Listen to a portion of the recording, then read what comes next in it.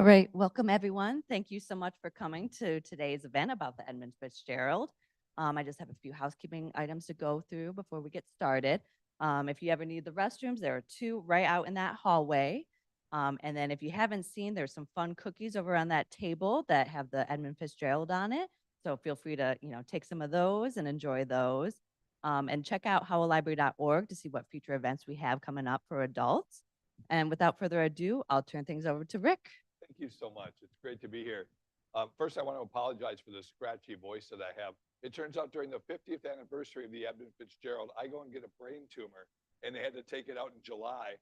And the intubation has just ravaged my vocal cord. So if you have a question and you need to have clarification, raise your hand. But I've done about 25 lectures since my surgery, so I've certainly been able to manage my way through. The surgeon looked at me, he goes, "When do you want to get back to doing your talks?" I said, "How about 2 weeks?" He goes, "I don't think so. I was there. I made my 2-week talk after surgery." So this is special, though, because I dove the Fitzgerald in 1994, and I've done more interviews on camera and documentaries than anybody on the subject. So I'm really happy to share not only what I've learned, but more importantly, the people who I've met. I think you'll meet these characters and you'll love them as much as I do. Why do we talk about this? We talk about it because of Gordon Lightfoot, right? Every television interview I've done, watch for specials on Channel 2, Channel 4 as well. We'll be doing a special on the Edmund Fitzgerald. They always ask me, why do we still talk about this? And I said 2 words, Gordon Lightfoot. It was this incredible song that he had that was 7 minutes long.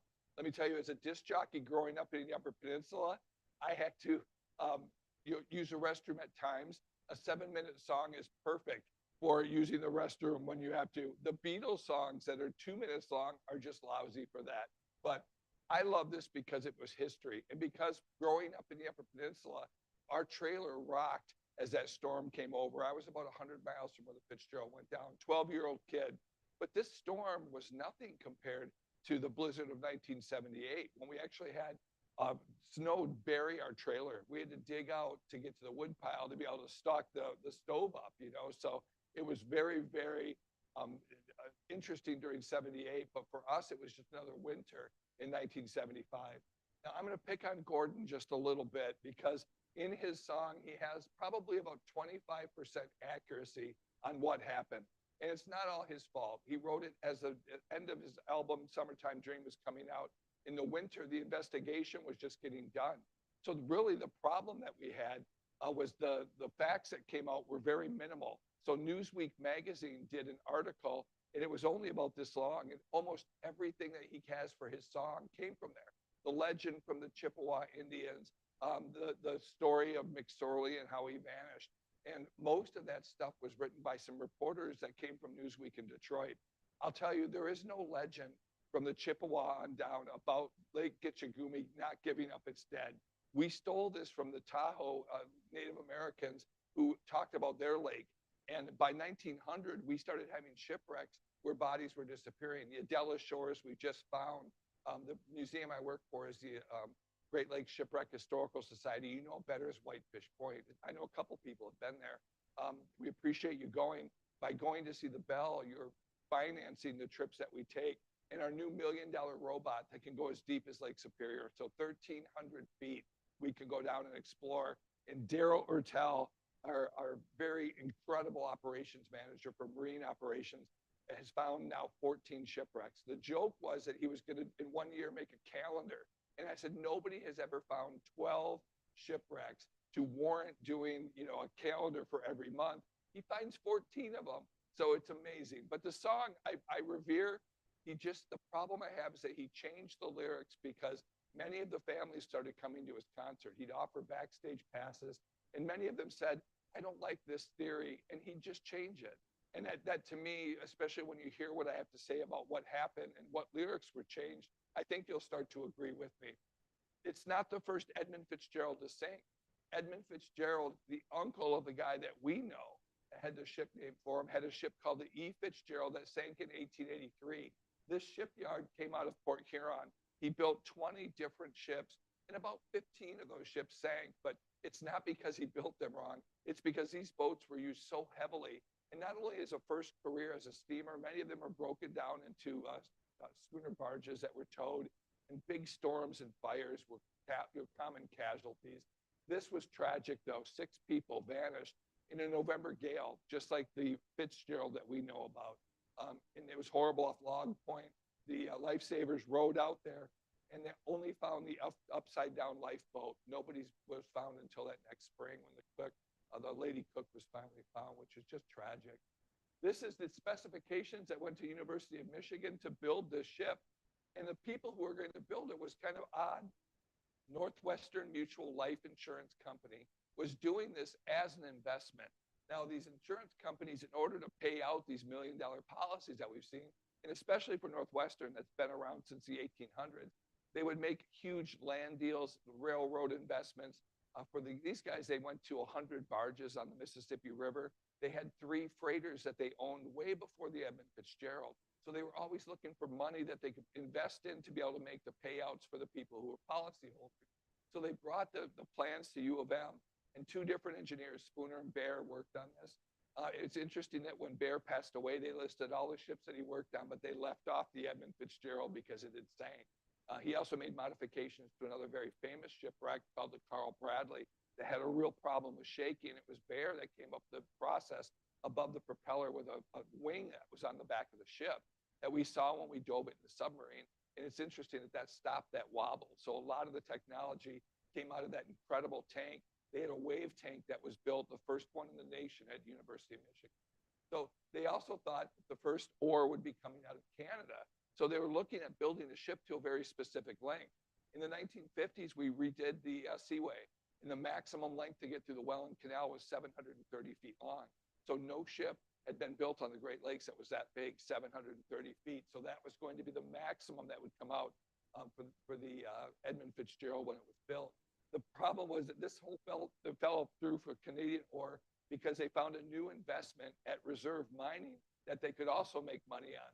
This is up in northern Minnesota. I'll show you a map in a second. I'll tell you the problem that we had with the ore. I'm from Gwynn, which is near Marquette. In fact, I was just there, 12 hours ago doing a concert at NMU. It was wonderful to go back home. They found the iron ore there first. If you remember, our first geologist, Dr. Houghton, went around and sent 2 guys up into Negaunee, and their compass went crazy. And they realized that there were ore reserves there. The ore that came out of there was pretty low grade, though, compared to what they later found in Minnesota. But in Minnesota, by the end of World War II, we had ground up every big major chunk of the highest grade iron ore. And all we had left was taconite, which was actually 70% silica. That's a problem when you're trying to process it. And you don't want to carry 70% bad rock in a ship. But a doctor in Minnesota said, well, what if I grind it up and then I roll it into pellets with bentonite clay and I bake it, and it turns into a little pellet. Now, in the UP, every railroad track, especially from my hometown in Sands Township, is purple with these marbles that are everywhere. These are the taconite that they would make. They would haul it to Escanaba, but those docks are now closed. Those pellets are the greatest slingshot ammunition a kid ever found, right? We loved going out to the tracks and collecting those. And when they ground it down and put it over a magnet, the ore would jump to the magnet, they'd put it to clay. It would make a 65% iron pellet that could go into train cars, and then the V-bottoms would empty into the trellises, those giant ore pocket docks that you've seen at Marquette and such. And the ships are specifically designed to pull underneath them, and the pocket dock comes down. That bentonite clay also helps the process of making steel. It's a flux that can be used in the furnace. So the round pellet rolls right into the furnace. It's a fantastic option to haul it and to make steel out of. And very quickly, America, once the Sulaks opened up, overtook the world in steel production. It used to be Great Britain and Germany, but by 1860, we were the world leaders in creating this because of the amount of ore that was coming out of the Negaunee Range, and especially the Minnesota Range.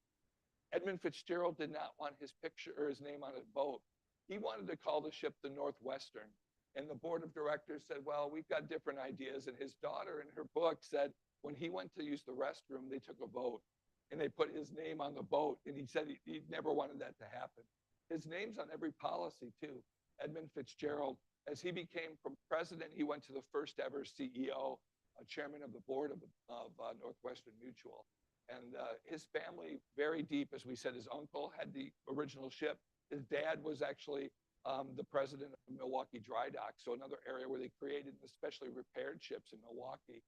His dad had a boat named for him, but tragically his dad couldn't go. His dad was killed in an explosion at their lake house from a gas explosion that happened. So tragedy certainly saw his family as well. This is where from Duluth we go to Two Harbors, which we'll talk about in a minute. This was just really an area for mosquitoes and beavers until they said, you know what, it's not too far from the Iron Range. Why don't we carve out an entire city just to build pellets? This would become reserve mining's operation called Silver Bay. And that's what they dug out. And this happened a lot. The hometown I'm from, Gwynn, was created by Mather for the Cleveland Cliffs Company. They just come in, say, this is where the town's going to be. And we were called the model towners because they modeled everything after another town in Paris, which was pretty neat, although it didn't look like Paris because it was a mining town, right? This, when we decided to build the Fitzgerald, this was the end really of 200 years of building ships on the Detroit River. The British started with warships and schooners, and we eventually moved into these incredible palatial steamers that came out. The Tajmu was actually built on the river, launched at Wyandotte and brought down and fitted out downtown, just on the end of New Orleans Street, or Orland Street. And it's also where most of the engines were built for a lot of these freighters too. But by 1956, 57, the William Clay Ford came out of this, being built as a freighter, and then 6 years of no ships. So imagine these contracts coming into this shipyard, 3 new ships, the Homer, the Jackson, the Edmund Fitzgerald, an incredible resource for them because they thought they were done with their work. It really was, though, the end of the shipbuilding. We still saw some in Bay City. We saw Defoe building a couple of boats. Big destroyers for the Australian Navy came out of Michigan. The boat that found Titanic came out of Bay City as well. It's incredible, the Nor. So an incredible legacy, ending with these last ships that come out. So while people see November 10th as a sorrowful time with 29 people lost, I certainly do memorialize the crew, but I also see it as really a celebration of the largest object that would ever be dropped into fresh water. And the incredible people that came to build this, not only from Detroit, but also from Bay City, Escanaba, everybody came down to the Great Lakes Engineering Works to build it. This picture was taken 2 weeks ago by the Homeland Security Director on the Coast Guard helicopter that's based out of Selfridge. And when they flew over, they showed some really neat things. The Ambassador Bridge here, the brand new Gordie Howe, which will open up this winter. And then this is where they're going to build the Fitzgerald at the Great Lakes Engineering Works. And this Zug Island, as you know, they made steel their national first in the US. They finally kind of closed down the operation now. Zug Island is significant. This is where the Fitzgerald was supposed to go. In the song, Gordon says, fully loaded for Cleveland. It was not fully loaded. You can't be fully loaded in Great Lakes because the Coast Guard, the government regulate how much cargo you can haul in the wintertime. If you put a lot of material in your boat, especially heavy ore, it lowers your ship down. And because the November gales come in, they make it in the fall where you have to carry less cargo. So you clear that freeboard from the waves to the top of the ship to hopefully prevent Lake Superior from going in your hatches. And this is going to be a problem for the Fitzgerald. So it wasn't fully loaded. It also could not go to the unloader at Zug Island. Here, it would run aground if it was fully loaded. So normally carrying 30,000 tons, the Fitzgerald was carrying 26,000 tons. Look at how big she was, 729 feet long. Titanic is 883 feet long. You could actually put a Mayflower, the Nina, the Pinta, and the Santa Maria all on her deck and still have room on there to put any other historic ship. Say a Civil War Monitor class vessel would fit on here. Enough steel within her holds. There's 3 different holds in here, 10 tons in each hold. That was enough to build, at the time, 2,500 automobiles. And that would be the average car dealership sold 1,000 cars back in 1975. So it's amazing to think this could run at 16 miles an hour, mostly from Silver Bay to Toledo, where they unloaded most of their cargo there by the Hewletts, the big rideable cranes that would go into the ship. And they could actually carry enough cargo to be able to make that many automobiles. That's amazing. I love the Bentley Library. I love every library because these are all repositories for the local history. And Bentley was so good, but they didn't know they had the construction of the Edmund Fitzgerald until I went to their library. I went through the card catalog and I looked up GLEW, and that's Great Lakes Engineering Works, and it just said 301. 301 is the hull number. So the William Clay Ford was hull 300, Fitzgerald's 301. I said, will you transfer this to video for me? They said, what is it? I said, oh, it's nothing. Don't worry about it. Till they saw the Edmund Fitzgerald painted on the side of the ship. And they called me up and they said, hey, wait a minute. I said, it's your footage. You can do whatever you want with it, but would you give me a head start with my documentary? And it really, for PBS, it made it very special to have this footage. This is the keel laying of the ship. This is the backbone of the Fitzgerald, the first piece of steel put on these incredible timbers that could hold the weight of this incredible ship that would come out, and the first steel to come on. So they're lowering the first piece of steel. They're doing a production weld that would be 3 times faster than when they built the William Clay Ford. And look at August 8th, 1957, the first beginning. It was built in subsections. This is part of the cargo hold, and 3 different companies would be on both sides of the slip building the ship, and these modules would get launched, and then the tree crane would pick them up in one piece, pull them over. This is all ballast tank. We'll talk about that in a minute. Up here is where the tunnel was, where the guys could walk from stem to stern to get to the galley to have food. And the crew said they built these ships so fast in 1957, 58, they would look and it would just appear behind them because these big modules would come in. These are the bulkheads. The Fitzgerald only had a bulkhead at the front and the back of the ship. The middle of the ship, they did not have watertight bulkheads. In fact, they had openings because the bulldozers could push cargo back and forth through all 3 holds. As it splashes in, notice the poop deck is not under the boat deck. There's no smokestack. Forward, the pilot house isn't there. The forecastle deck and the Texas deck that the captain's office would be in, all of that stuff has to be put on later on. Meeting these guys, I met 4 guys that built the Fitzgerald. They've all since passed. Ed's dad was actually the chief welder on there, so he was in charge of not only making sure that the welds were done, but inspecting them, x-raying them to make sure they were watertight. Ed's job was to check those webs and to chip them. So when you have the slag on the web, he'd clean it up. He also got to ride the ship into the slip and as it splashed in. And he had a very special job to do. That's me over here at the stanchion here. When that thing went in, tipped over and headed for the water. When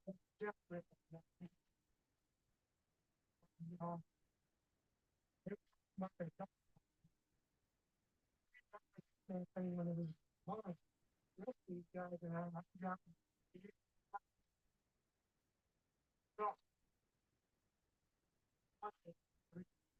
what do we do now? Now we go down in the bottom and it becomes double, which is just the steel plate below the water. And you listen for running water. Spring relief. If you were here running water, deep.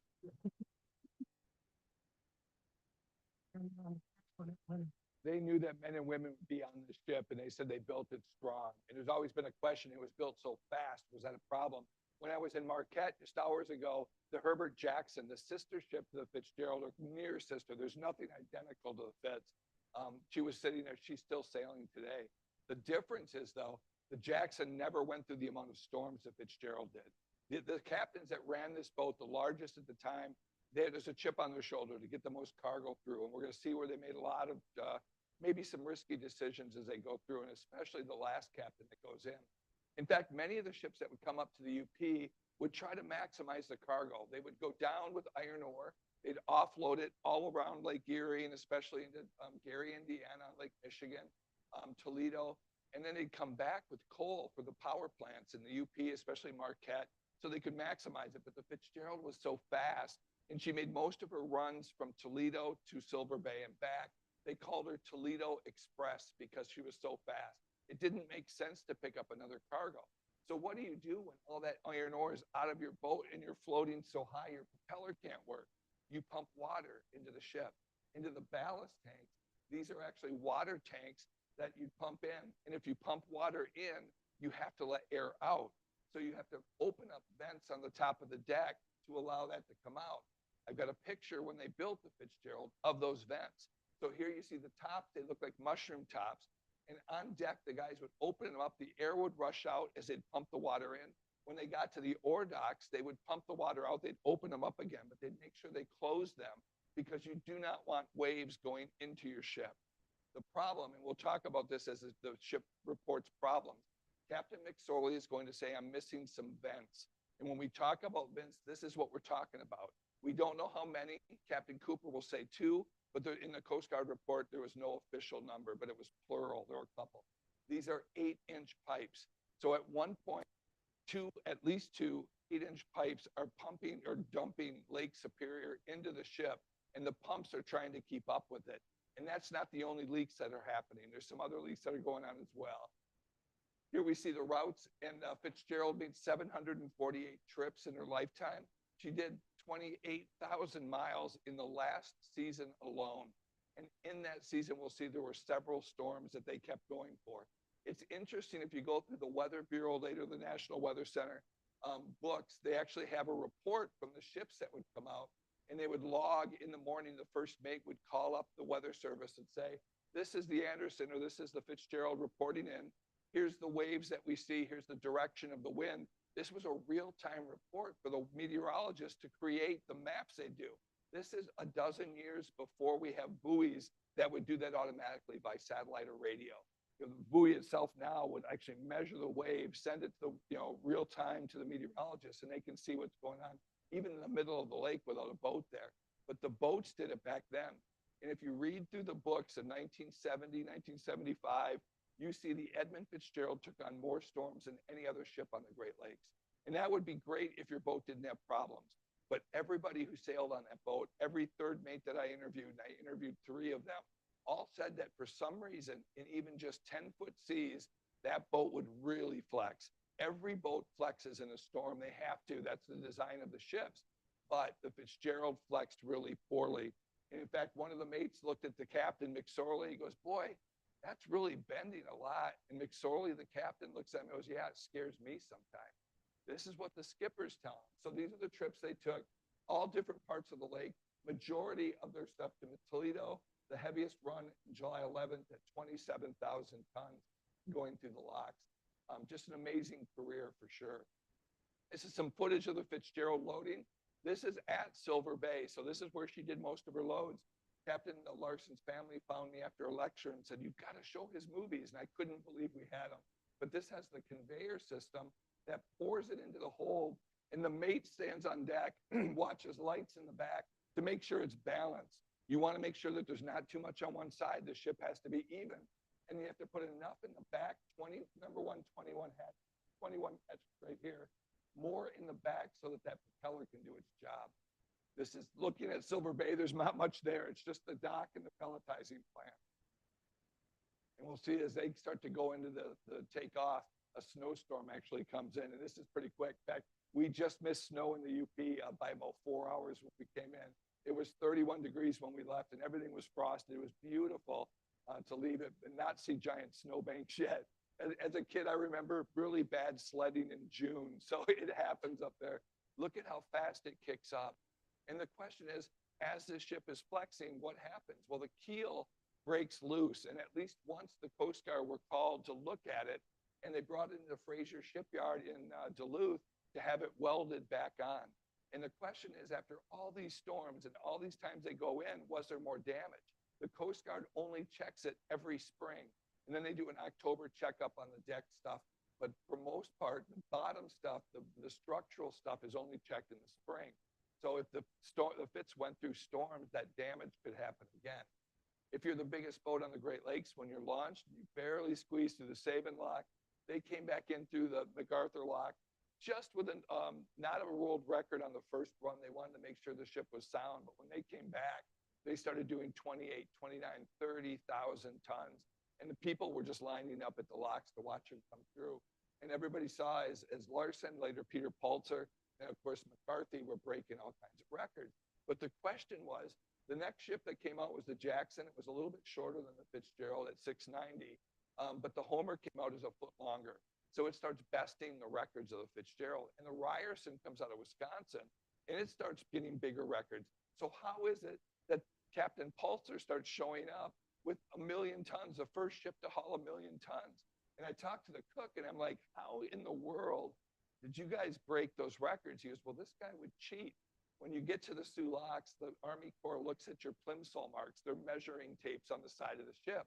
And when you go through, it looks at what you're allowed to haul in the summer, what you're allowed to haul in the winter.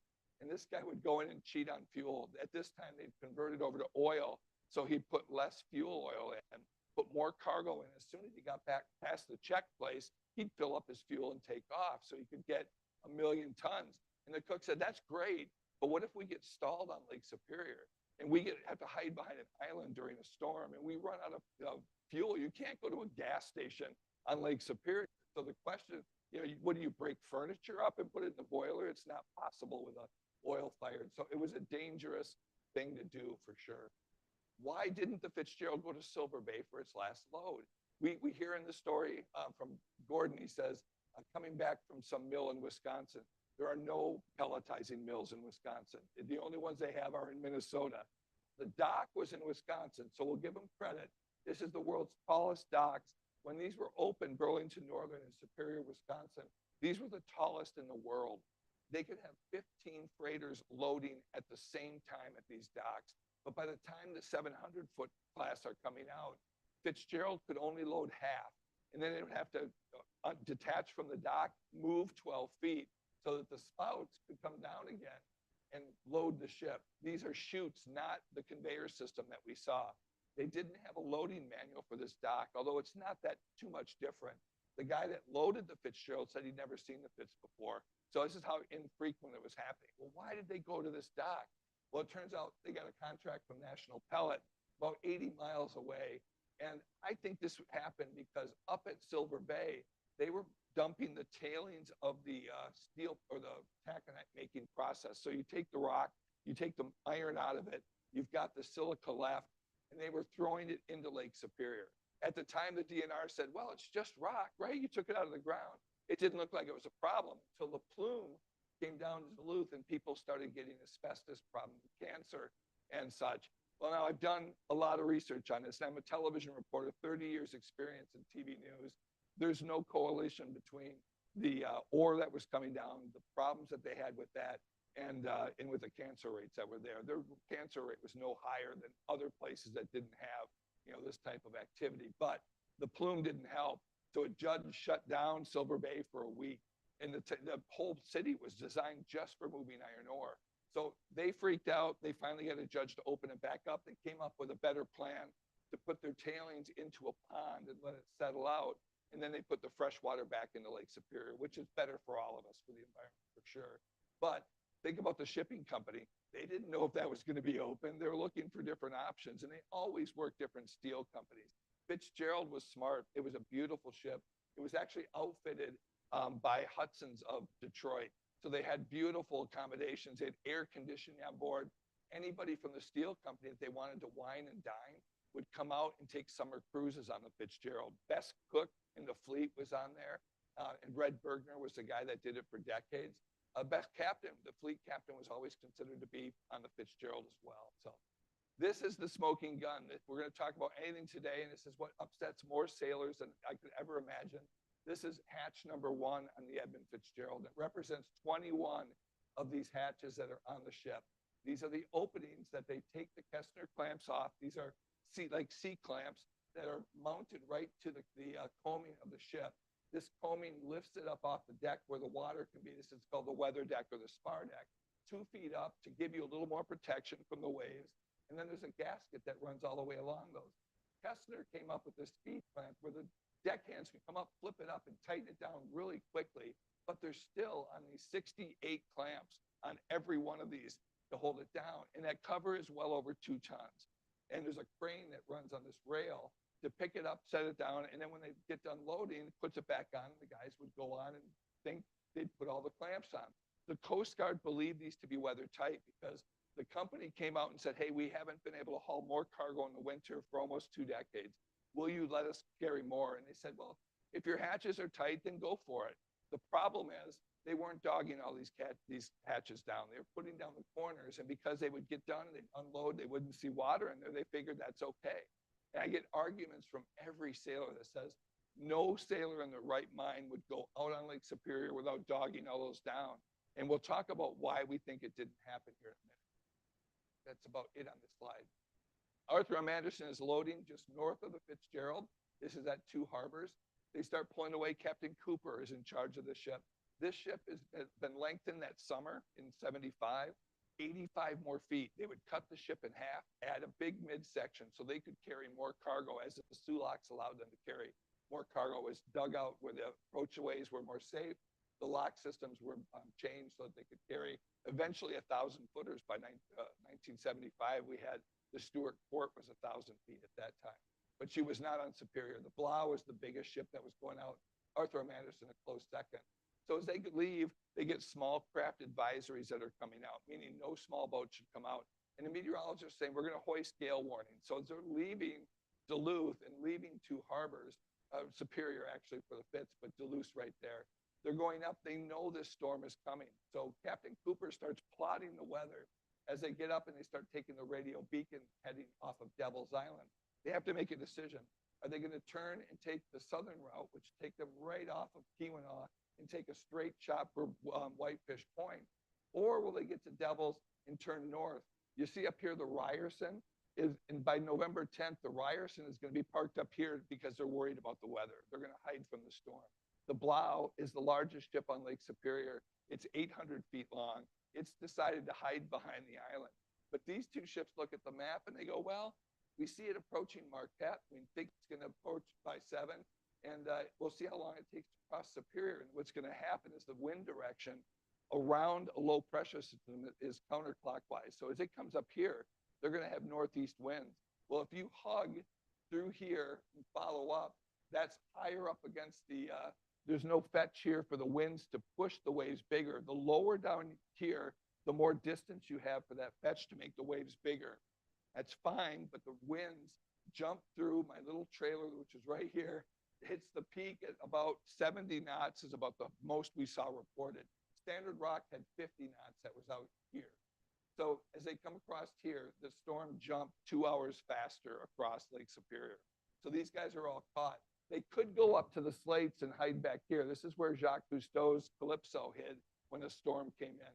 So they could have gone north, or they could have gone behind Bishop of Cotton here as well. But as they came up at Otterhead, they said, well, if the winds are now coming out of the northwest, we should have a stern sea, which a lot of the captains love having it right off their back, either right on the bow or right off their back. It's a smooth ride. They'd make it down. And the captain on board, D. Anderson, said, the cook said an egg wouldn't even roll off the table during this storm. So when you hear the song say, the cook came on deck, said it's too rough to feed you, they got all their meals, trust me. It's just the tragedy that happened after that is the much more important. So they come down, right when they get to here, they realize that they're in the eye of the storm. It's gone faster than they thought. The winds died down to about 12 knots from about 40 knots as they approach. They know that they've missed it, so they've got to try to make this run down through here and make the turn. So they take their radio beacon here and the radio beacon here, and a beacon right off of Caribou as well. And there's some people who believe that when Cooper said they saw them go between here, Cooper said, boy, she's closer to that island than I'd want to be. Through a map that we actually have, we can see the roll front coming in. I even put my house on there for you so you can see it. This comes through. This is the eye of the storm, the low pressure system of the storm.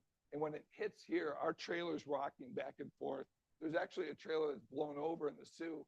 But this storm is nothing compared to, it's probably number 12 in the list of big storms on the Great Lakes. So when people say this is the storm of the century, it absolutely is not. In 1913, when the storm came through, there was 3 ships that vanished on the lake. There was 15 ships that were down by Whitefish Point. We had 260 sailors lost in November of 1913. They asked Captain Cooper, was this storm the worst you ever been in? He goes, oh no, I was a wheelsman on the Widener in the 1940 storm when the Davik flipped upside down, killing a captain from Detroit, the entire crew. The Minch from Canada was ripped into 2 pieces. Everybody on board was killed. The Novadoc lost 2 cooks. I interviewed 2 of the guys on board that boat when the winds were 126 miles an hour, almost twice of what the Fitzgerald was. So Cooper himself said that the storm of 1940 was much worse as well. So if you hear this is a bad storm, there's bad waves, yes. And the waves were what caused the ship ultimately to go down. But the Anderson did not sink in that storm. So you have to look at other options of what was wrong with the Fitzgerald. We'll find. First of all, do you see Anderson's name on this list of 1975 storms that were listed? These are all gale force storms on Lake Superior and Lake Huron. No. Do you see the Jackson? No. Do you see the Fitzgerald? Yes. The Fitzgerald pushing through. In fact, the Fitz had a picture in the Weather Bureau. It said, windbreaker. For 2 years in a row, they took on more storms than any other ship. This captain was pushing that vessel in to get cargo through, and we'll talk why in a minute. But also on Lake Huron, same thing. Fitzgerald being the one that came through at least twice. We see right here, 3 times as you look down, but that's a superior repeat on that. So pushing through in the storms. This is the old cook. Now in the song, they say the old cook came on deck. He says, it's been good to know you fellas. That guy was a replacement cook, an amazing guy named Bob Rafferty. His daughter, as a matter of fact, Pam Johnson, wanted me to tell you hello today. We're going to see each other in Toledo. She's an amazing lady, but her dad was not a permanent cook on board the Fitzgerald. This guy was. He had bone spurs on his feet. In September, he went home to Texas to get them taken off.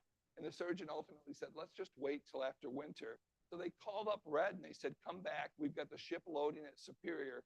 And he looks at his family and his family says no. And he recalls back, he says, you know, I probably didn't want to go into a storm too because I'd been on another storm where the captain almost killed me. McSorley was a rough weather skipper. He wouldn't haul up for nothing. You know, we're going through, he said, we don't make no money sitting at anchor, you know? Okay. I called the office once, told them after we came in on a blow, I said, Fred and Phil and I sat on a fantail out there all night long. Why? I said, put this on record. This son of a gonna sink us. You're kidding. I said, hell no. I said, I'm up on the top deck. And I said, we had water coming over the top deck. I said, smashing in a lifeboat and everything. I said, that's bull. And I said, if we could have, we'd have popped one of the pills on that life raft and sat right there and waited for it to go down. Well, Bob says it's a good thing you didn't. He said, it'd have cost you $500. Can you imagine that? He's blowing the whistle on this captain saying this guy's going to kill us. And they said, if you launch that lifeboat, it's an inflatable lifeboat. So you pull it and it comes out of the case and it inflates and it costs money to replace. And he said, we'll charge you if you don't use the lifeboat. So this is a reaction. In a shipping company, think about this. The captain's pushing cargo through. The boat's coming through with seemingly no damage. We've seen repairs that were made to the keel. There was talk when Red said at one of the dinners, the engineer came back up in 75 and told the captain, I think the keel's loose again. And the captain looked at him and said, they don't want us to hold together 2 more months and I'm retired. So somebody else's problem, basically what he put it. So this is where we're getting into some problems. And here comes the Fitz and the Anderson as they approach Otterhead in Ontario. Here's the wind direction coming out. Again, no fetch, no wind, no waves, until this low front jumps across to Marathon, Ontario. Now it's going to flip around, and the direction is now building waves from Thunder Bay. So now we have 3-story building waves hitting in this vicinity here, coming down. And these guys are racing to try to get behind the point. The Frontenac, we have the Hildemar Jane, we've got Algosu, we've got the William Clay Ford, all at anchor here, deciding not to go into that storm. But we have 3 saltwater ships that decide they're going to do it. They said the storm's right off their nose. The Benfrey, the Nanfrey, and the Aberforth, we'll just plow into the storm and we'll head. At least we're going somewhere. But they were only going 1 mile an hour because of these winds. So they're heading out into it. Fitzgerald says, we have problems at 3:30. There's some issues going on our ship. We'd like to slow down our speed and close the distance because the Anderson was 20 miles behind them. So if they slow down, they're much faster. Anderson will gradually catch up to them. He told Captain Cooper exactly what was going on. Well, he called me up. That was 3:10 in the afternoon. And he said, I've got a little problem. He said, my fence rail is down. He said, I've got 2 vents missing, and I've taken a starboard list. Now, an immediate list, again, tells me that he either had a stress fracture or he bottomed out. He said he had his pumps on. I asked him if he had his pumps on. He said yes. But he said later on, he said that he wasn't gaining anything by pumping out on it. So the water was coming in the hull as fast as they were pumping it out. Those were 2 big pumps that he had. So the fracture or the stress fracture or him bottoming out had to happen at that time. And from that time on, he was sinking. The water would get into these side tanks, and if the side tanks were not tight, watertight, the water would start leaking through them into the cargo, into the pellets. There's no way of getting the water out of the cargo with the pellets in it. Can't get it out. So it would be a gradual process of water going in there, creating a deeper and deeper draft forward. We see a couple of things happening now in the Edmund Fitzgerald. It's listing, and he says starboard. In the reports, they said they didn't know which way, but the first mate said he remembered on the radio, they said starboard. I mean, she's listing sideways, you know, into the wave. As they're getting loaded full of waves from the water coming in the vents, which will give them that list, they're also going deeper and deeper because those hatches are leaking. One of the guys on board the board of inquiry from the Coast Guard was a mathematician. He looked at all the other ships that looked like the Fitzgerald, like the Jackson, and said you could actually see light through the gaps when all the clamps weren't on. And he said in 3 hours in these waves, it could have sank the ship just with the water in the hold. But we know that the vents are leaking too. That's why she's listing. If it's just inside the hold, it would have just been flat in the water lower. But that freeboard is getting dangerously low. And the Anderson is reporting waves coming on their deck that are going above the hatches by 8 feet. Fitzgerald is now at least 10 feet lower in the water as it's going through. So they're now putting 12-foot, 13-foot waves on top. The NTSB believes 4 foot of wave would crush those steel covers and pull them in, and the ship couldn't recover. Now, when he said they passed Caribou, Cooper said, boy, she's in there closer. And everybody came to this conclusion that it hit bottom. But she sailed another 3 hours after that. And every technician, every architect who built the Fitzgerald and looked at the design with the no watertight bulkhead said if it hit bottom here, it would have sank here. They also said it was 5 miles by course from here. It never went close to there, but they went out and sent the Bayfield to go to 6 fathom spot is what was on the map. It turned out to be a mismark on the map. The water was actually 10 fathoms deep there. There is no 6 fathom spot, but everybody loved this idea. Why did they love it? Well, I say love it not because people died, but because it was a convenient excuse. Think about the Edmund Fitzgerald. If it just ran aground and the captain was killed after he ran it aground, that's the end of the story. But if it's leaking hatches or problems of the ship, now the $10 million lawsuit to that company could go through because now it's the liability of Ogle Bay Norton and Columbia Steamship for it. So everybody you see jumping, the Lake Carriers Association said, Coast Guard, they don't know what they're talking about. It ran aground and that's it. And to me, that's criminal as you look at it. How many people looked at this, even though the captain, after seeing this, and said, yeah, she went in pretty close. He went down below and took a nap. No captain who thinks his ship's in trouble leaves the pilot house. So he did not believe at that time. I think that it was a casual observance. He brought it to the Sioux. And when the shipping companies heard it, it instantly became, okay, that's our idea of what happened. I'm talking about a ship that's actually listing. And now we're seeing some real problems happen. At 4:10, the Fitz says, hey, I see those salt waters, but we lost our radars. You can't see them visually now because of the snow squalls that are blinding us. Will you tell us if we're going to hit them as we go for Whitefish Point? The power failure turns out the lighthouse. It turns off the radio beacon, but they still have a way with their compass to navigate that way. So they're safely going to find the point, but they're worried about running into these guys. So they start talking to the Anderson, but the captain's not there. The mate is there. Morgan Clark is talking to him, and he says, you're not going to hit the ships. And how are you doing with your problems? And McSorley radios back, we're holding our own. He believes he'll make 17 miles with that. So the question has always been, what do you tell your crew? You know, the ship is in danger. He believes that they might not make it, certainly. But what do they tell him? This is a painting that we use at the museum that Conklin painted for us. And it's amazing, but I don't believe it's true. I don't think the Fitzgerald nosedived. And this is very common that people say, oh, it hit, the water's only 500 feet deep. The ship is 700 feet long, and they see the Titanic with the back breaking off. No, because the cargo spill on the bottom doesn't play out for this. I'll show you some pictures that'll convince you for sure. But this picture is called Every Man Knew. And that, it comes from the song, obviously. Every man knew, as the captain did too. How many people knew on the Fitzgerald? Did they know they weren't going to make it? Did they know they were getting lower and lower in the water? And more importantly, what would you tell the crew? You just can't panic the crew. You got to keep your mouth shut. You got to work around that somehow. And I like every other captain, I think you think your ship is infallible. I think he thought that ship was going to get him down. I know I thought that way about the Anderson. I didn't think anything. I thought she was indestructible. But I think Captain McSorley felt the same way. You know, he said, well, I'm only 14 miles from Whitefish Point. So I've got it made. That's just about what he would be saying. His last alternative before that was to go in and put her aground at Caribou. That would have been his only other alternative at the time, and he probably would have if he knew what was going to happen. You already said, I thought my ship was infallible. This is what these captains, when you make it through a storm and you bring your cargo in and you don't sink, it's indestructible. I can't wreck this ship. And that was the mentality that was happening, not only on the Fitzgerald, but on the Anderson as they went down.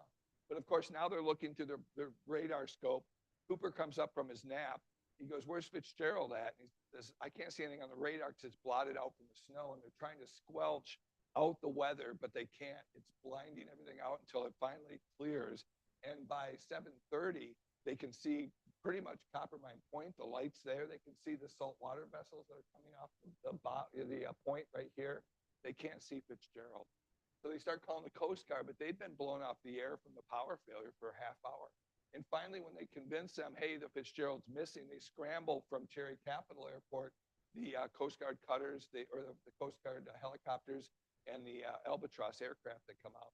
They try to get the Naugatuck to come up. It's a little tug that helps breaking ice. It does a great job breaking ice, but wasn't really going to help here because it had engine problems. And it'd come out and have to turn around. So they scramble from Duluth, the Wood Rush. And they know the Wood Rush is going to take 20 hours. Captain Hobaugh, I've got a big chapter on the people that were on board that ship that heroically crossed Lake Superior, rolling through those seas that killed 29 guys. They simply vanished. No SOS, no message for help. It just vanished. So they're coming across, but these ships here are the closest, the saltwater vessels here. So the Coast Guard calls the Salties and says, "Will you turn around and go search?" The Anderson's all the way down here. It's like an hour, it's going to take. So these guys all have American pilots on board. You have to have an American pilot to navigate our river system. And the pilots asked the captains, the foreign captains, "Can we turn around?" And they said, "No, we'll flip over in the storm." So they call the ships that are at anchor, and the Roush says, "We're not going. It'll hazard my crew."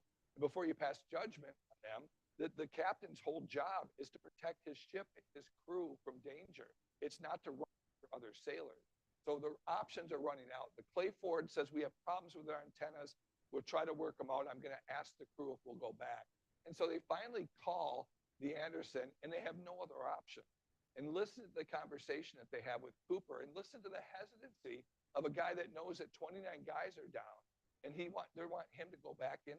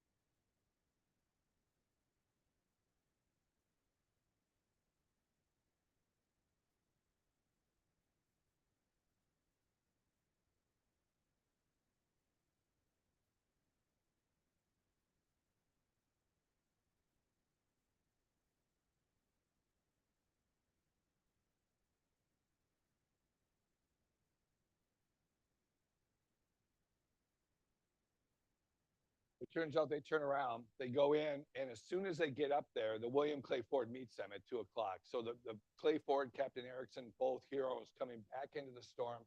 The pilot house at the Clay Ford, if you get a chance, is at Dawson Museum on Belle Isle. It's an amazing, you can actually see the wear mark on the radar set where the captain kept his foot. It's pretty cool that they kept this machinery, not only to remind us of a ship that turned around to try to help, but also what the Fitzgerald looked like, quite frankly. This is all he found, a half a lifeboat. They saw it floating in the water. We still don't know why it was cut in half. Many people, including myself, believe it went through the propeller. And I actually found part of the painter line, this knotted line, which could also be on the rudder that I saw, excuse me, could also be a lead line that they used to measure depth. Fitzgerald did not have a fathometer on board, which was technology to tell you how deep the water is where you're at. They would use a rope, and it looks like we found one of those ropes draped across the stern section of it. Here's the lifeboat number 2. Look at the rudder system's been ripped out. So the launch system that goes to the davit, the little tiny hangars for the lifeboat, has been ripped right through. And both of these boats are at Valley Camp. If you ever get a chance to see that incredible museum ship, that's over in Sault Ste. Marie. I was always infatuated with how did they find it. I know that they knew it was between Crisp Point, Whitefish Point, and Coppermine Point, but it's 100 miles. So how do you find it? Well, they called an airplane crew out of Glenview, and this is a P-3 Orion. This stinger right here, I call it the bee stinger. It's actually a magnetic anomaly detector. And this is a metal detector on an airplane. Back then, they would look for Soviet submarines. So think about this. They look for 450-foot long submarine, but they go to the Upper Peninsula and they search and they look for a 729-foot freighter, nearly twice that size, loaded with 26,000 tons of ore pellets. What do you think the magnetometer indicator told them as they went over it? He said, the guy in the center goes, boom, it hits. And literally they said, there it is. And they tell Campbell, drop the smoke. So they drop a tiny little buoy that goes down and it marks it. And then the Sundew goes over there and puts a big float on top of it. But that night, Lake Superior gets angry, kicks up more waves, and the float just vanishes.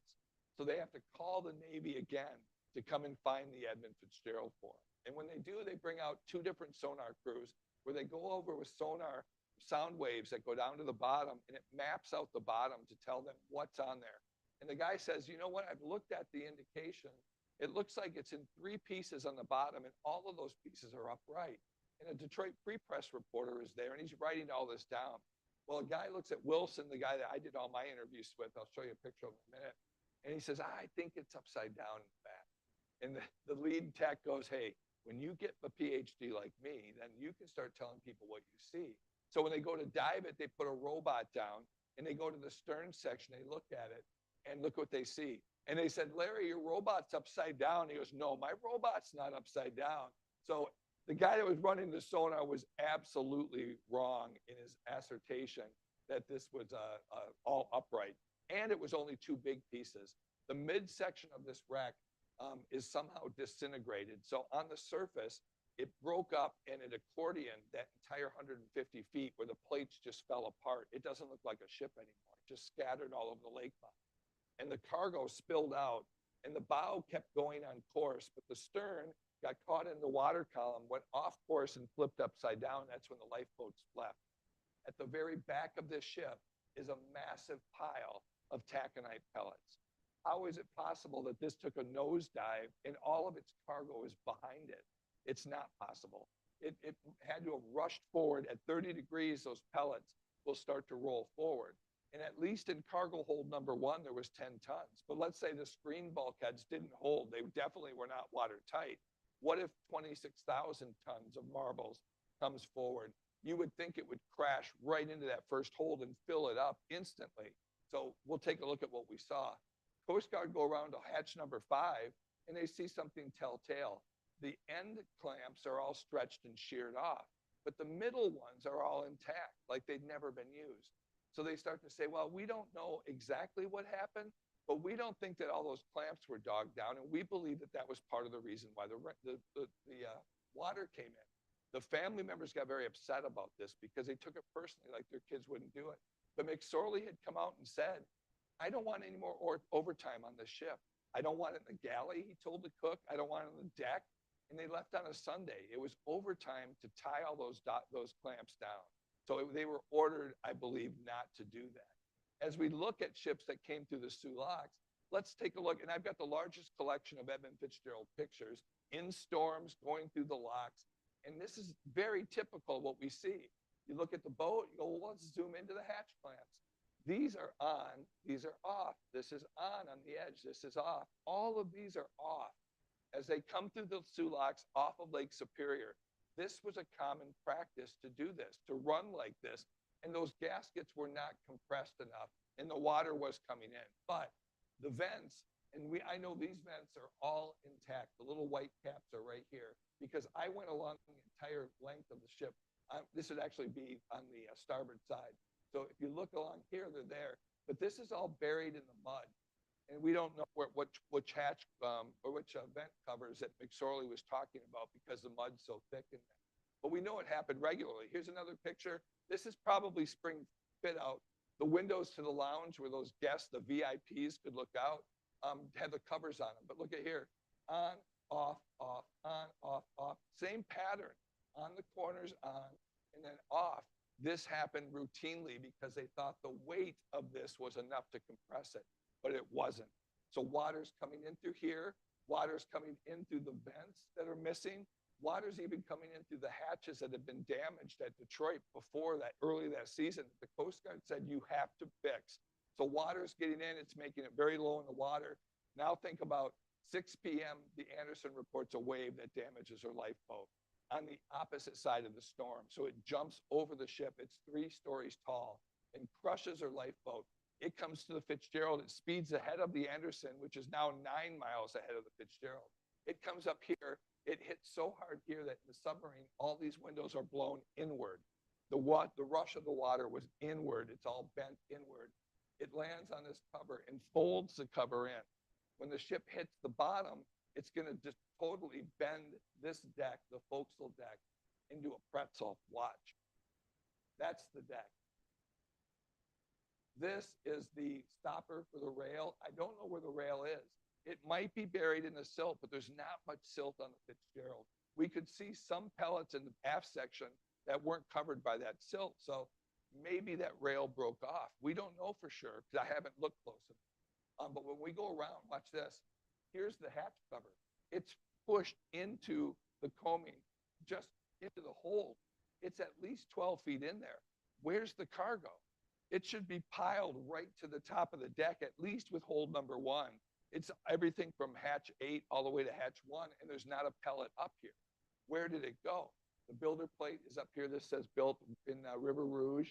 As we go through, we see the forecastle deck is sandwiched down. It's actually crushed downward on top of the winches. And in the submarine, I came across Lake Superior, mud, thought I was on the bottom, but I was on the ship from this big hill that got cast up on deck. And then as I came up, I saw this giant gap in the ship. This is a huge crevasse that goes down, ripped away from the spar deck from the side of the ship. This is the tunnel. This should be jammed with cargo. This is where all would have went. Do you see any marbles on here? There's not even any on the side of the ship here. It's ridiculous to think that it nosedived in because none of the cargo is seen here. I went to the back of the ship, hatches 8 and 9, no cargo in there either. Where did it go? It's somewhere between and in the back of the Edmund Fitzgerald. So here's the hill that it's sitting in. Many people said she skidded in and made a furrow. I don't think it made a furrow. It looks like it hit this bank and piled over. And on the other side, it's pure steel going up 30 feet. So this hill is clearly part of the topography of the bottom that it landed in. As it goes down, look at the damage to the name. When Cousteau's submarine saw this in 1980, they thought that the stern broke off and hit this. It was so damaged, but there's no indication that that happened. And the stern is 150 feet away and facing the other direction. So I don't think it went anywhere near that. This is a quick video, if we could, just as we wrap up. This is about 2 minutes long, talking about all the expeditions. My dive was in 1994 in July. Before we went, Coast Guard had been there, Jacques Cousteau, Whitefish Point had been there 3 times and never reported anything on the bottom. Coast Guard or the Canadian government told us, because it's right over the line of Canadian territory, they said, don't put your cameras inside the ship. And that was to keep us to not see a body, not see anything. We did not want to see that, trust us. When we went down there, it was assumed 29 guys were trapped, and that's why they never found a single person from there. Well, think about going down, I'm diving, I'm lost on the bow, I get all my video that I need, I'm trying to get to the stern. Our compass is going like this because it can't figure out from the steel and the taconite pellets which way is up. So we're going around, we finally get there and I ask for permission, can I please have a couple more minutes? We have one more dive to do. The waves were perfect. And the next dive was going to be the tug owner. We were hoping to get a better deal on the price because Fred Shannon, who was paying for all this, took his wife's dream home and mortgaged it. He was hoping to get the money back from the documentary that I was going to make and a book he was going to write. So he was working a deal with the tug owner to try to get a better price. And the tug owner wanted to take his kid down. And the boy was going to write a report for middle school about how I dove the Fitzgerald, which, by the way, you get an instant A, right, on writing about. But this poor kid would be the first one to go down, and they get lost, and they find a guy on the bottom wearing a life jacket, a person who passed away. And as we talk about this, it's difficult to talk about because it took our mood from super excited about being on the most famous shipwreck to the most bottom low of knowing not only that people were there, but here's one of them. But watch how this young man handled it. Only a handful of explorers have gained permission to dive the wreck of the Edmund Fitzgerald, located over 500 feet down in Lake Superior's icy water. In 1976, the Coast Guard lowered the Curve 3, a special remote-operated vehicle that could record video and snap pictures. It revealed that the Fitz was ripped into two main sections, the bow upright, the stern upside down. In 1980, Jacques Cousteau's team were the first humans to dive down to the wreck, exploring the bow section and reporting extensive damage that they believed was caused by a surface breakup. 9 years later, Whitefish Point led a team with a 3D camera to explore the site remotely. An open door was found in the pilot house, leading some to believe it was an escape attempt as the Fitz made its final plunge. In 1994, submersibles again visited the wreck. In early July, Harbor Branch Oceanographic sent several teams down in the Clelia, and only a few weeks later, the Delta looked for clues. At the end of the first day of diving, the Delta subcrew found a sailor's body lying on the lake bottom near the bow section. So quiet and dark down there. It reminds me of a church and knowing that God's down there. It's quiet where they sleep. No more the tempest to roar. Headlines were quick to admonish the team, and the state of Michigan passed a law banning the use of footage taken. A final dive with the Canadian Navy removed the ship's bell, and many family members of the lost crew called for a ban on diving the Edmund Fitzgerald. A later deepwater sonar scan revealed what appeared to be substantial damage to the spar deck of the Fitz, a teasing clue to a shipwreck that still largely remains a mystery some 40 years later. I look at that sonar and I just don't believe it's true. It was taken in 2004 or 5. And right afterwards, the family said, you're not going to go sonar this either because sonar was getting so good that they didn't want that to come up. The Canadian government immediately, said, okay, that's good. Now, Canadians only have 3 ships off limit. The Hamilton and Scourge from the War of 1812, and then the Edmund Fitzgerald. In America, we don't have one. The War Grave of the Arizona is the only one that I'm aware of that we can't dive. It's a war grave. So every other shipwreck where we've lost people, much more people, the 400 people that were lost on the Lady Elgin, we can dive that shipwreck. But because this one is so new, and the family members, it's been 50 years, but there's still many of them that still have vivid memories of their loved one. They've limited it. It's not off limits. You have to get a license to get it. And of course, they're being picky at who can go down. I took it personally as a documentary producer, and especially as a news person, when they started telling me what I could and couldn't put in my videos.